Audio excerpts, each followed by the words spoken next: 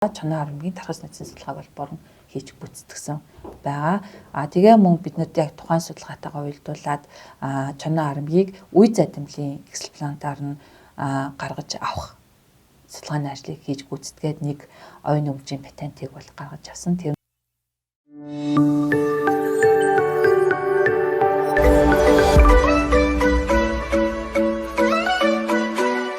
Шинжлэх ухаан технологийн сангаас бэлтгэн хүргэдэг Science X podcast-ийн энэ удаагийн дугаарт Ботаникийн цэцэрлэг түрээлэнгийн эрдэмтэн нарийн бичгийн дарга доктор Далаахүүгийн өсөг жаргал урагдсан ирсэн байна. За бид хоёр өнөөдөр шинжлэх ухаан технологийн сангаас санхүүжсэн төсөл хөтөлбөрүүд болон түүний хийж байгаа судалгааны ажлуудын талаар ярилцах болно. За студид хүрэлцэн ирсэн танд баярлалаа. Баярлалаа. Та бүхэнд бас энэ өдрийн мэнд хүргэе. За сүүлийн үед хийж байгаа судалгааны ажил нь юу байна? Тэгээд судалгааны ажил нь одоо төрийн ямар бодлого хөтөлбөрүүдтэй уялдж байгаа вэ? Шинжлэх ухааны академийн Ботаникийн цэцэрлэгт хүрээлэнгийн үндсэн чиглэл маань болохоор ер нь байгалийн ургамлын англи зүй, ургамлын аймаг, мөн ургамлын тархас нөөц, олон ургамлын экологийн чиглэлийн судалгаануудыг хийж гүйцэтгэдэг. Мөн байгалийн нэгэн ховор ургамал, ашигт ургамлууд, эрэлт ихтэй ургамлуудыг одоо тайрч ургуулах арга технологи боловсруулдаг ийм чиглэлийн хүрээлэн. Тэгэхээр бидний хийдэг судалгааны ажил маань бол одоо сүүлийн үед хүн болгоны одоо мэдэх болсон нөгөө тэр бомбод үндэсний хөдөлгөөний үйл ажиллагаатай шууд хамааралтай болоо явчихж байгаа. Мөн алсын хараа 2050-ийн одоо шин сэргэлтийн бодлогын ногоон хөгжлийн бодлогоудтай бол шууд хамааралтай болоо явчихж байгаа гэж шууд хэлэхэд бол болно. За одоо яг миний тухайд бол 2016 оноос эхлээд яг ургамлын биотехнологийн чиглэлийн судалгааны ажлуудыг хийж гүйцэтгэж байгаа. За ургамлын биотехнологи гэдэг маань бусад одоо аргуудаас яг ямар давуу талтай юм бэ гэхээр ургамал маань бол байгаль дээр яг нэг үрнээс нэг ургамал ургадаг ийм цохилгоотой. Тэгэхээр биотехнологи арга маань болохоор нөгөө нэг үрнээс ургаж байгаа ургамлыг одоо химийн чиглэлээр химийн бүтээгдэхүүнүүдээр мөн одоо физикийн хүчин зүйл буюу одоо гэрэл чиг гэсэн энэ хүчин зүйлүүдийн тохиромжтой орчинд одоо ийм ин витро буюу одоо бусдаас тусгаарлагдсан ийм ариун нөхцөлд ургуулж гаргаж авч байгаагаар бол давуу талтай. За тэгээд нөгөө нэг үрнээс ургаж байгаа ургамлаасаа бид нар нэг эсээс одоо их ургамалтайгаа адилхан ургамал нөхөн төлжих бүрэн боломжтой гэсэн одоо TOTI патент буюу энэ үндсэн онол дээр одоо тулгуурлаж явагддаг ийм судалгааны ажил гэсэн.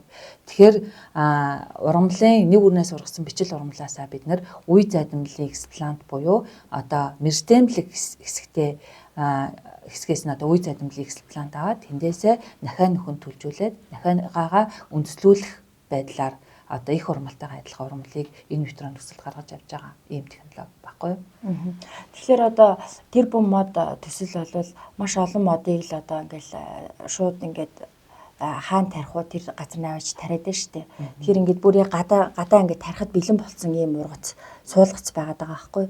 Тэгэхээр таны одоо ингээд энэ технологи болохоор ийм нэгэн эсийг ингээд ариун нөхцөлд те лабораторид ингэж ургуулад тэгэхээр энэ ургацыг одоо шууд аваачаад газар дээр тарихад боломж нөхцөл нь ямар байдаг?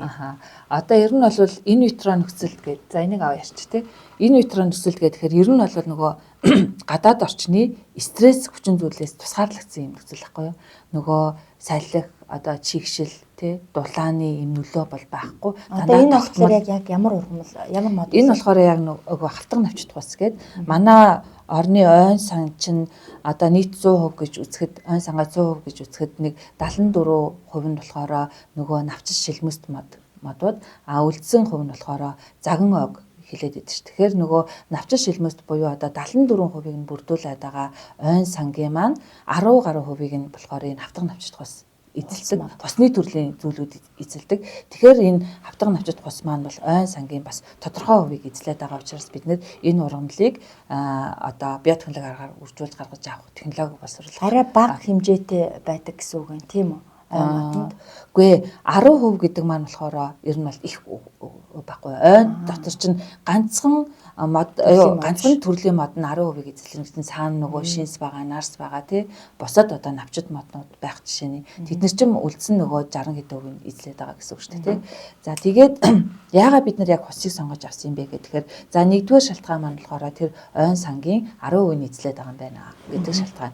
За хоёр дахь шалтгаан маань болохоор хавтга навчид хусны маань үрийн соёлд маш багатай. Одоо нэгдүгээр зэргийн үр буюу одоо хамгийн сайн чанарын үр нь болохоор 55% соёлттой, хоёрдугаар зэргийн үр нь болохоор 35% соёлттой, гуравдугаар зэргийн үрнүүд нь болохоор 25% соёлттой байдаг гэдэг энэ стандартаар батлагдсан байдаг. Тэгэхээр нөгөө байгаль дээр байгаа үрийн маань нөөц хэр хэмжээтэй билээ. Сүүлийн үед нөгөө уур амьсгалын өөрчлөлтийн нөлөөгөөс болоод үр маань одоо нөгөө нэгдүгээр зэргийн үр байх, хоёрдугаар зэргийн үр байх уу гэдэг маань бас маш асуудалтай шүү дээ. Тэгвэл байгаа нөөцөө бид нэр хэр зохистойгоор ашиглаад маасаар ингээд урмал гаргаж авах боломжтой бий гэдэг дээр л энэ судалгааны ажил маань төвлөрч явах цаана л гэсэн үг. Биотехнологи гэж одоо яг сайн одоо үзэгчд маань ойлгомжтой тайлбарлаж өгөөч. Биотехнологи гэж яг ямар технологиг яриад байна? За яг биотехнологи гэхээр эн чинь биотехнологи юм чинь маш олон юм дээр яригдана. Тэгэхээр би ер нь бол яг ургамлын биотехнологи гэдэг утгаар нь өөрийнхөө хийж байгаа судалгааны ажилдаа уялдуулаад илүү тайлбарлажээ. Тэгэхээр биотехнологи гэдэг маань болохоор ургамлын биотехнологи гэдэг маань болохоор ер нь ургамлын одоо ургах орчныг зохиомжлоор бүрдүүлсэн. Одоо ургамал маань байгаль дээр нөгөө хөрсөнд байгаа эрдэс элемент тий фосфор, калий, магнич гэдэг юм уу тий эрдэс элементүүдийг хөрснөөс аваад хөрснөөс ус чийг аваад нарны гэрлэлээр тэжээгдээд фотосинтез нь явагдаад ургамал маань нөхөн төлжөөд амьдралын эргэлтэнд ингээ явагдаж байгаа шүү дээ. Тэгэхээр яг тэр технологи дээр нь суурилсан энэ лаборатори нөхцөлд хийж байгаа л нэг судалгааны ажлын нэг хэлбэр гэсэн үг. Тэр нь юун дээр тэгвэл бид нар яг энэ лабораторийн орчинд байгаа бидний энэ тэжээлийн орчин гэдэг байгаа энэ орчин маань нөгөө хөрсөнд байдаг ургамал шаардлагатай макро микроэлементүүдийн бүдингийн синтезлээд ингээд гаргаад авцсан ийм орчин. Тэгэхээр эдрийг бид нар хэрэгжилж гин тэрийгээ одоо байгаль дээр бол нөгөө хөрсөө орлуулж хэрэгжилж гин гэсэн үг. За дээр нь бид нар химийн буюу одоо нөгөө гормоны үйлчлүүд одоо ургамал маань одоо эсийн хуваагдал нь явагдаад идүүд нь нөхөн төлжөөд тий дараа нөгөө навч иш үндэс гэдэг юм чинь хэлбэржээ гарч ирж байгаа тий. Тэгэхээр энэ болгон чинь дотроо нөгөө биосинтезийн процессыг явагдаж байгаа. Тэн дотор чинь нөгөө гормонууд, нөгөө элементүүд гэдэг чинь бүгд л ингээд орцоо явж байгаа байхгүй. Тэгэхээр бид нар энэ ургамлыг ер нь нөгөө үндэс үсэгт нь, навч үсэгт нь, нахиа үсэгт нь одоо яг ямар төрлийн гормонууд оролцоод байна гэдгийг гаргаж авч байгаа нэг хэлбэр нь болохоор химийн нэглүүдийг ингэж хоршуулж хэрэглэж байгаа гэсэн. За нөгөө талынх нь нэг юм нь болохоор байгаль дээр байдаг нөгөө чигшил, температур, гэрлийг бид нар болохоор лабораторийн нөхцөлд 8 цаг гэрэлтэй 16 цаг харанхуй байдгаар тохируулаад дээр нь чигшлээ болохоор бид нар яг ургамал ургах хамгийн ашигтай чигшлийг нь баг тогтмол байлгачихж байгаа байхгүй. Тэгээд энэ технологи дараа сүрлээ явж байгаа юм судалгааны ажил. Эдлийг л одоо ургамлын биотехнологи гэдэг юм. Тэгээд түрүүн би хэлэхдээ бас дурдсан шүү дээ. Ургамал маань эс болгоноос их ургамалтайгаа адилхан ургамал нөхөн төлжих чадвартай буюу нөгөө тати потенцийн чанартай. Тэгэхээр яг энэ онол дээр суурлаад хим физикийн нөхцөлийг энэ одоо зохиомжлоор бүрдүүлсэн энэ орчинд туршаад ургамал гаргаж авч байгаа арга технологиг ургамлын биотехнологи гэж хэлээд байгаа гэсэн үг. Тэгэхээр өстой тэр бүм мод үндэсний хөдөлгөөнд бол тэр бүм мод тарихын тулд бол яг ийм аргаар л маш олон ургамал модуудыг биотехнологийн аргаар гаргаад тэгэл нөгөө процесс нь ямар байдгийг одоо тэгээд лабораторийн аргад ингэж байж байгаа сүүлд нь одоо жоохон агаар салхитай байх. Тэгээд бүр ингээд гадаа хөрсөн дээр ингээд ургах процессын дагуу бүгдийг ингэж боловсруулад ингээд гаргаж өгөх гээд гэж ойлгож байгаа зүг үү? Зөв. Ер нь бол тэр бүм мод гэдэг маань одоо бас хүн болгонд тэр бүм мод гэж ярихаар айгүй ойлгомжтой болоод байгаа болохоор тэр бүм мод гэж жишээ аваад байна л да. Тэгэхээр энэ биотехнологи маань одоо тэр бүм модноос гадна одоо нөгөө биологийн төрөл зүйл тэр тусмаа ургамлын генетик нөөцийг хамгаалахад бас айгүй чухал арга байхгүй юу? Одоо байгаль дээр уур амьсгалын өөрчлөлтийн нөлөөгөөр гэдэг юм уу? Эсвэл бол өөр биотик хүчин зүйл мал, хүн одоо өөр амьтан ч гэдэг юм бай. Тим юмны нөлөөгөөр байгаль дээр байхгүй болоод байгаа ургамлуудыгаа биотехнологийн аргаар нөхөн сэргээх, хадгалах, хамгаалах, тэрний генетик нөөцийг авч үлдэхэд бас энэ арга чинь бас чухал болоод байгаа юм.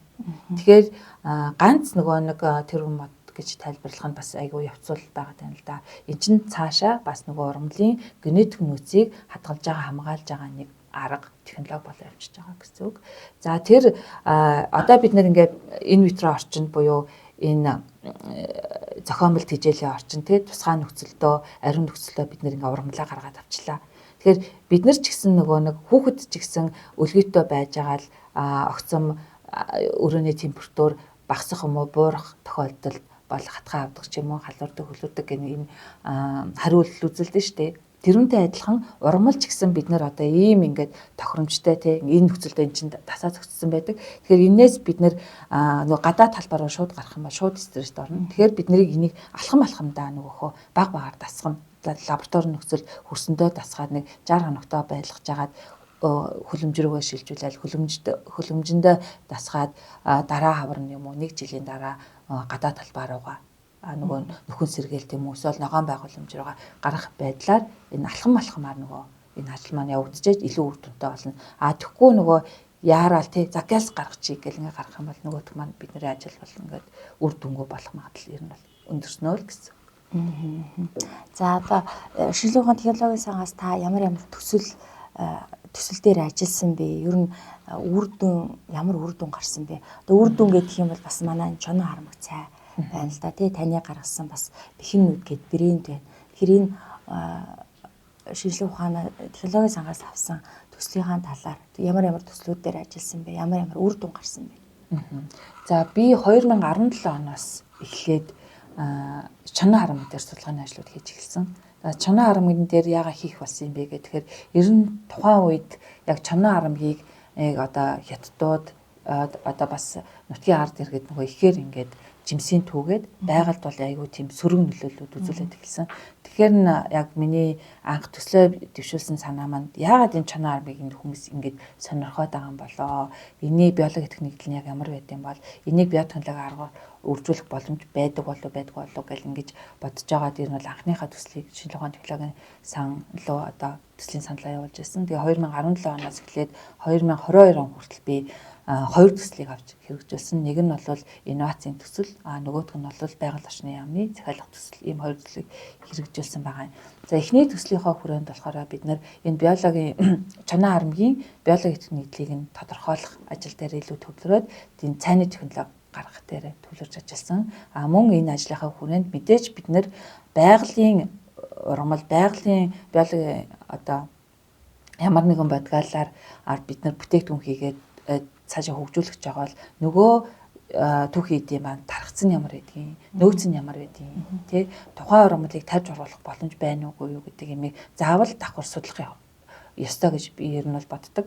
Тэгэхээр энэ судалгааныхаа төслийнхаа хүрээнд болохоор чоноо харамгийн Монгол орны хэмжээнд одоо тархас нөөцийн судалгааг бол тухайн үеийн одоо биологийн хүрээлэн гэж байсан. Тухайн үеийн биологийн хүрээлэнгийн яг ургамлын эколог, ургамлын нөөцийн лабораторийн сулаач нараар хийж гүйцэтгээд Монгол орны говь хэрийн бүст ургаж байгаа чоноо харамгийн тархас нөөцийн судалгааг бол борон хийж гүйцэтгсэн байгаа.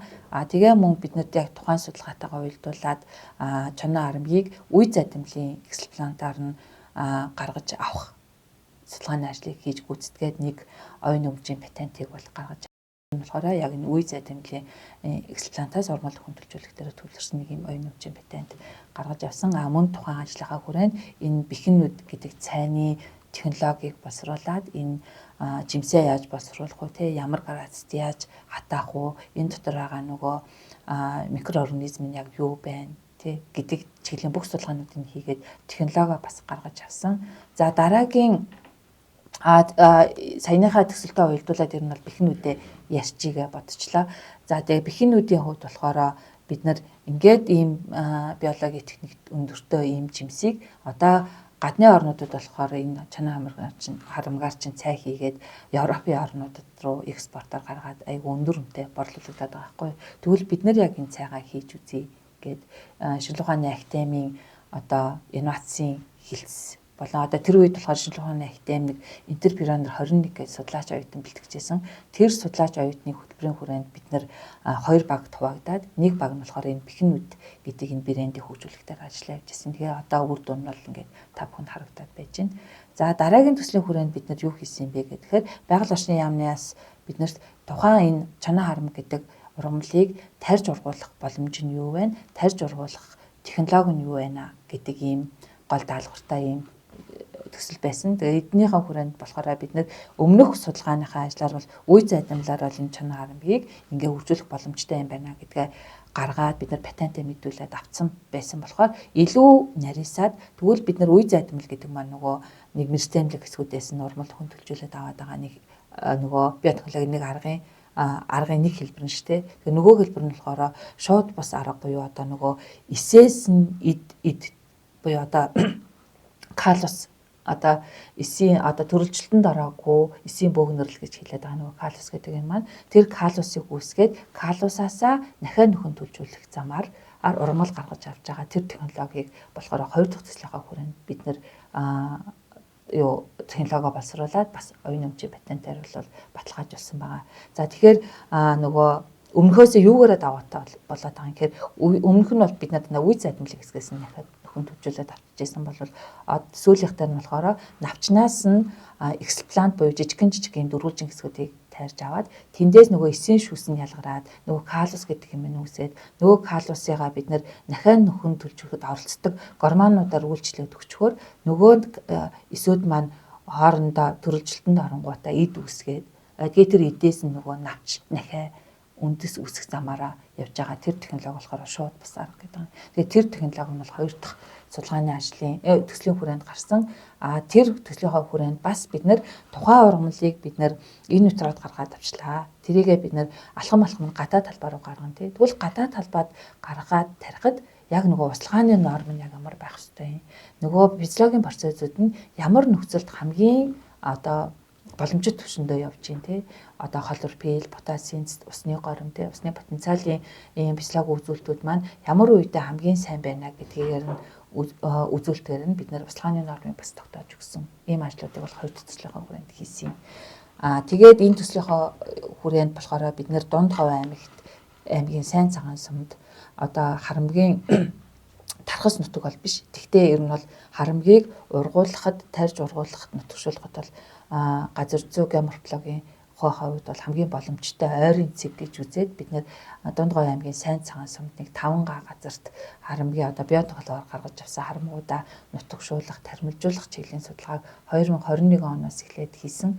Эндээ бол одоо яг сүүлийн үед бол ингэж тийшээгээ айгүй анхаарлаа тавиад ихээр тарих боломж бол үнийг ихэд бол олдохгүй байна. Тэгээд эхний удаа бол бид нар 1000 орчим ургамлуудыг яаж тарьсан. Одоо энэ жилээс илүү тэрийгэ идэвхжүүлээд дахиад харамгуудаа ингээд нөгөө талбай руугаа гаргах сонирхол бол байгаа. Тэгэхээр тариад бас 1 жил мэл болсон юм байна шүү дээ, тийм ээ? 4 жил болж штэ. Тэгэнгүүтээ хамгийн гоё үр дүн нь юу вэ гэхээр 23 онд юм байна. 23 онд ер нь тент тарьсан нөгөө харамгууд маань цэцэглээд төрөвчөөсөө ол жимсээ өгөөд эхэлсэн. Одоо нутагшуулж ин гэсэн үг шүү дээ. Тийм нутагшуулж ин гэсэн үг. Угаасаа тэнд энэ чанаа харамг гэдэг ургамал байдгүй газар бид нар одоо нөгөө эколог одоо хөрсний нөхцөлөгийн морфологийн нөхцөл нь ер нь боломжийн илсэрхэг тэгээд дулаахан тийм нөхцөлтэй байгаа учраас за ийшээ хамгийн ойрхон зэг очиод судалгааны ажлаа хянаад үзэхэд ургаж ийн үгүй яг үзэж гисэн бид нар 1000 км тий эсвэл 1000 орчим километр баян онгор говьалтай ховд руу давхиж очиж судалгааны ажил хийн гэхээсээ илүү одоо 250 км яваад одоо Дунд Говьд очиод ямаа хянаад үзэх боломжтой юмаа гэдэг үднээс тэр талбайг сонгоцсон байгаа юм. Тэгээд иймэрхүү ажил хийгээл явчихна да 2 жилийн хүрээнд. Яг чоноо харамг ургамал маань болохоор Монгол улсын ямар газрууд, ямар аймагуудад ургадаг юм? Ер нь бол Өмнө Говь аймгийн Ашаа говийн тойрог. Урмал газар зүйн тойрогор бол Ашаа говийн тойрог.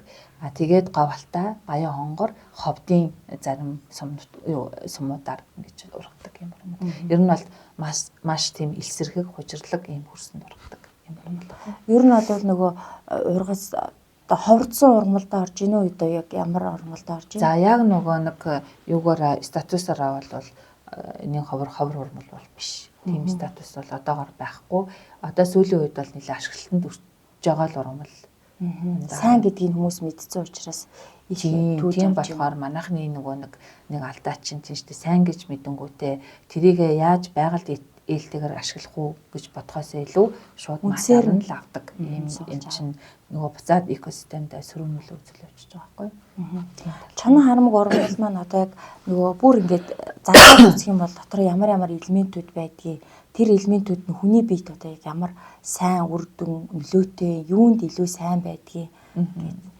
За ер нь бол за бид нар бол яг манай нөхцөлд бол яг энэ элемент нь бол хүний ийм юм нөлөөлөд ийм эрг нөлөө үзүүлээд байна шүү гэдэг судалгааг бол харахын хийгээгүй.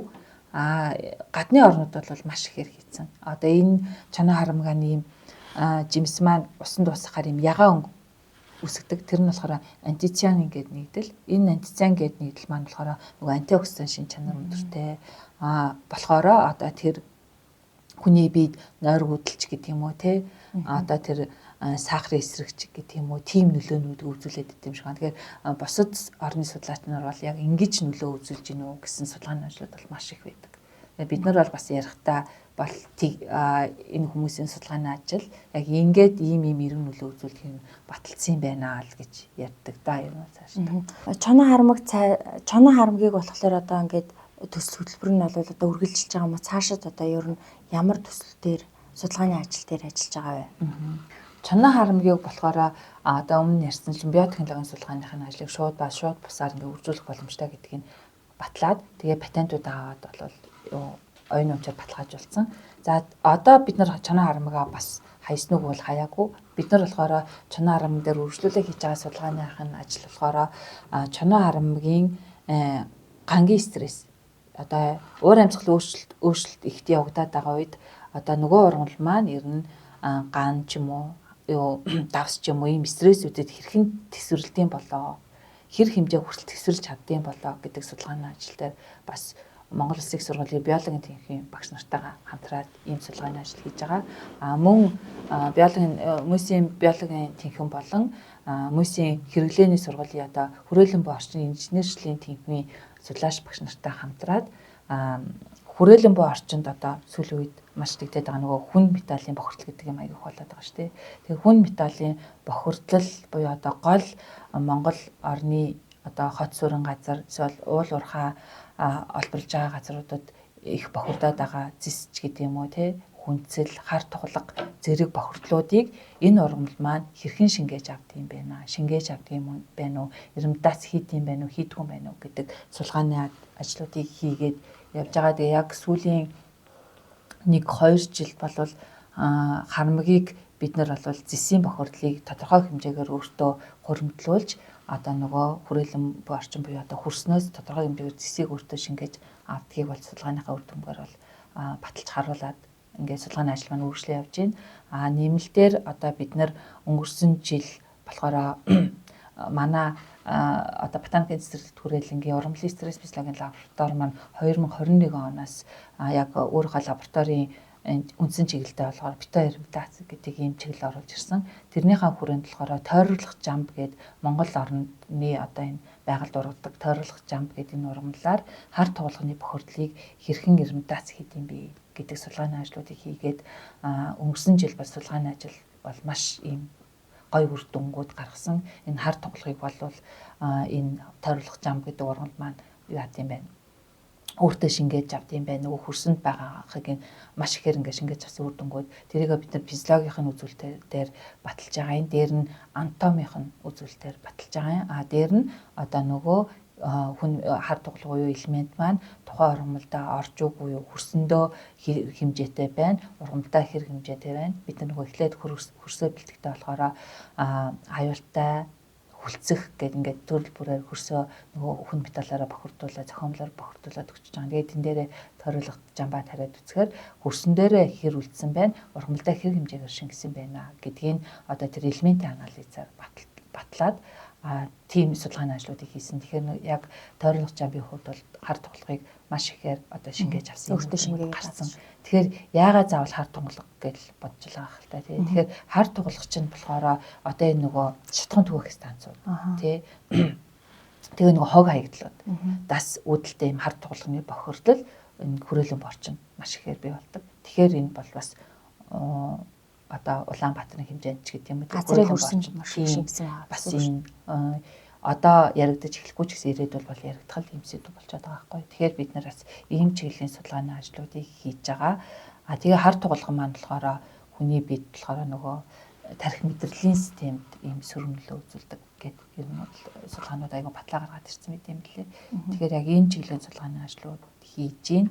Мөн одоо түрүүний ярьсан мөсийн одоо хэрэглээний сургууль болон одоо биологийн техниктэй хамтарсан нэг Беларуст хамтарсан судалгааны төсөлтөд би гүйцэтгэгчээр оролцож байгаа. Би гэлтгүй одоо манай Батангийн цэцэрлэгт хүрээлэнгийн судлаач нар бол гүйцэтгэгчээр хамтран оролцож байгаа. Эннийхээ хүрээнд болохоор бид нар тэр түрүүнд дурдсан нөгөө хавтган навчит гусыг бас хүрээлэн борчмны бохирдол буюу одоо тэн дээр төвлөрж байгаа маань болохоор нөгөө хүнслийн бохирдлыг хэрхэн шингээж авч юм бэ гэдэг судалгааны ажлыг хийж байгаа. Тэгээ хүнслийг яагаад сонгож авсан юм бэ гэхээр байгаль маань ер нь бол нөгөө байгалийн хүчин зүйлийн нөлөөгөөр хөрс маань байнга нуран үсэж яадаг тий. Тэрнээс улбаатаагаар хүнслийн бохирдол айгүйх байгаль дээр гардаг юм л да.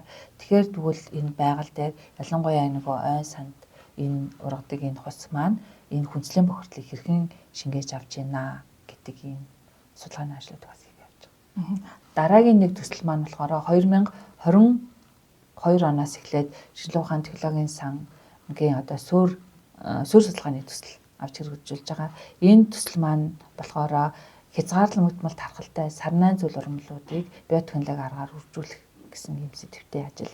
За яагаад бид нар сарнааг сонгож авсан юм бэ гэхээр сарнаан зарим зүйлүүд нь болохоор ийм тархас нөхцөлийн хувьд айгүй хязгаарлагдмал. Одоо жишээ нь бидний судалгааны объект одоо энэ байтаг сарнаа гэдэг чинь байтаг сарнаа бол Монгол орны Ховд аймгийн одоо байтаг богд буюу одоо нөгөө Бүдөө харгатын голын ийм эргээр л ургад хэдэн ийм бодгалууд байдаг ийм ургамал байгаа байхгүй. Тэгэхээр бид нар тэгвэл энэ тархас нөөц нь хомигдоод байгаа энэ ургамлуудаа генетик нөөцийг хадгалах, хамгаалах, тэрийг тарьж ургуулах тэр технологи дээр илүү төвлөрж ажиллая гэж бодоод энэ судалгааны ажлыг хийж байгаа. Тэгээ бидний яг өнөөдрийн байдлаар бол байтаг сарнаа, сэрэг сарнаа нөгөөхөн Жерардын сарнагийн 3 сарнаа дээр төвлөрч ажиллаж байгаа. За байтаг сарнааг бол би сая хэлчихлээ. Роза лакса буюу одоо сэрэг сарнаа нь болохоор ер нь яг тархас нь бид нар өнгөрсөн жил хэрийн судалгаанд яваад ээж хайрхан, говьалтай ээж хайрханы яг ээж хайрхан уулын тэнцээс бол сэрэг сарнагийн судалгааныхаа дээж материалыг бол авчирсан. Одоо тэгээд сэрэг сарнаа болон байтаг сарнаа, Жерардын сарнааг биотехнологийн аргаар ургуулах ийм ажлууд хийгээд байгаа. Судалгаа хийх явцад тулгамддаг асуудлууд бас байгаа штэ Эрдэнэтэд. Тэгэхээр тулгамддаг асуудал яг ямар асуудлууд байна? Шийдэх ямар арга зам байдаг вэ таны хувьд? За тулгамдж байгаа асуудлууд яриул бол их юм байна л да. Мэдээж нөгөө материалог бааз, тий, лабораторийн нөхцөл. Одоо манай хүрээлэн гэхэд чинь шинжилгээ ухааны академийн нэгдсэн нэгдүгээр байр гээд ийм 4 давхар байрны 4 давхарт нь манай хүрээлэн байдаг. Тэгээд 4 давхар чинь манай биотехнологийн лаборатори гэж чинь ганц биотехнологийн лаборатори дангаараа байж чадахгүй хажууд нь биохимийн лаборатори, үрийн лаборатори гэл бүх юмнуудыг нэгтгэл нэг өрөөнд ингээл байж чадчихна. Тэгэнгүүт чинь нөгөө бид нар чинь ингээд биотехнологи чинь бусдаасаа илүү онцлог ийм ариун нөхцөл шаарддаг. Байнгын ийм ариун байхыг шаарддаг байхад ийм олон лабораториуд нэг өрөөнд байгаа. Тэгэхээр нөгөө бохирдол гэдэг асуудлууд тий гээл одоо нөгөө орчны солилцоо байнга явагдаад ахаар нөгөө температур чигшний хэлбэлцэл их болох юм уу. Тиймэрхүү материалыг байцсан тухайд бол тиймэрхүү асуудлууд маш их байгаа. Тэгэл мэдээж багаж тоног төхөөрөмжүүд гээл юмнууд бол байгаа л да. За дараагийн нэг гол хүчин зүйл маань тулгамдаад байгаа асуудал маань юу вэ гэхээр мэдээж хүний нөөц. Хүний нөөц болвол ганц манайх гэхгүй ах гэж бодож байна. Ер нь бүхэл эрдэм шинжилгээний ажил хийж байгаа хүрээлэнгүүд, ихтэй сургуулиуд дээр бүгдэн дээр нь хүний нөөцийн асуудлууд байдаг л та. Тэгэхээр яхааргүй хүний нөөцийн дутмаг байгаагаас үүдэлтэйгээр ажлын маань явц удаашрах юм уу, цаг их орох ажлууд бол маш их гардаг. Тэгээ хүний нөөцийн асуудал байна. За миний хувьд бол одоо мэдээж хэрвээ болдог болвол тэр материалын баазыг нь илүү гоё болгоол тий. Хүний нөөцийг нь цаанаас нь бодлогоор дэмжиж өгч нэмэгдүүлээд ч юм уу төр засгаас тэгж өгвөл маш сайн. Дараа нь одоо байгаа бололцоогоор бид нэр яаж одоо зөв зохистой ажиллах вэ? Одоо шинжлэх ухааныхаа хөгжлийг илүү нэмэх вэ гэж яхаар миний хувьд бол ингээ одоо бид нар бол шинжлэх ухааны академийн эрдэмшлэгийн ажилтнууд нар бол яг л нөгөө технологи боловсруулдаг тий судалгаа хийгээл за энэ урамлыг үржүүлэхэд ингэх юм байх шүү. За яг ийм гормоныг ийм хэмжээгээр хэмжиж өгнө шүү. Дасгахтаа ингэ шүү гэдэг ийм технологи бид нар гаргаж ирээл тэрийгээ цаашаа масс үйлдвэрлэхтэй болохоор илүү нөгөө технологи дамжуулалтаар аж ахуй нэгж байд юм уу хувь хүн байд юм эсвэл өөр байгууллагууд авдаг байдлаар ингэж зохицуулж өгвөл бас эрдэмтэд илүү нөгөө судалгааныхаа ажил дээр төвлөрч өгөх бас боломж нь цаг нь бас гарч ирэх байх гэж бодож байна. Тэгээд мэдээж нөгөө дотоод хамтын ажиллагаа гэдэг юм одоо хүрээлэнгүүд ихтэй сургуулиуд, хувийн хөвшлүүд одоо бусад одоо ийм чиглэлээр мод үржүүлгийн ажил хийдэг байгууллагууд ч юм уу тиймэрхүүнүүд бол хоорондоо маш сайн хамтраад уялдаа холбоотой ажиллах хэрэгтэй. Тэгжээж бид нөгөө цөөн тооны хүн амтай өргөн удам нутагта манай орны хувьд бол тэгжээж л бидний ажил илүү үр дүнтэй, өгөөжтэй одоо эцсийн үр дүн маань яг хүний нүдэнд харагдах үстэй. Одоо тэр нөгөө улсынхаа экологи эдийн засаг юу гэдэг тий бүх юмд нөлөөлөхүйц байхаар гарч ирэх байх гэж боддیں۔ Тэгэхгүй яг ингээл одооныхоо нөөц болцоогоор ингээ ажиллах юм бол маш удаан явна л да. Гэхдээ ер нь бол удаан явах гэж боддоо шүү дээ. Одоо зөв бод юм уу буруу юм сайн мэдэхгүй л байна. За урилга хүлээн авч бид нартай бас өөрийнхөө хийж байгаа бүтээл туйрал тэгээ эрдэм шинжилгээ судалгааны ажил мөн бас нэг судалгаа шинжилгээ хийхэд залуу судлаачдад ер нь бол залуу гэлтгүй бүх судлаач тулгамдж байгаа асуудлаа тэгээ нэг нөөгүй элен далангүй ярилцсанд баярлалаа. Цаашдаа ажил үйлсэнд өндөр амжилт хүсье. За баярлалаа. Намайг бас өөртөө оролцуулсан одоо шинжлэх ухааны технологийн сангийн хамт олондоо маш их баярлалаа. За баярлалаа. Science X подкастын маань энэ удаагийн дугаарт ботаникийн цэцэрлэг төрөлнгийн эрдэмтний нарийн бичгийн дарга өсөг жаргал маань өргөдөн ирж оролцож та бүхэнд мэдээлэл өглөө.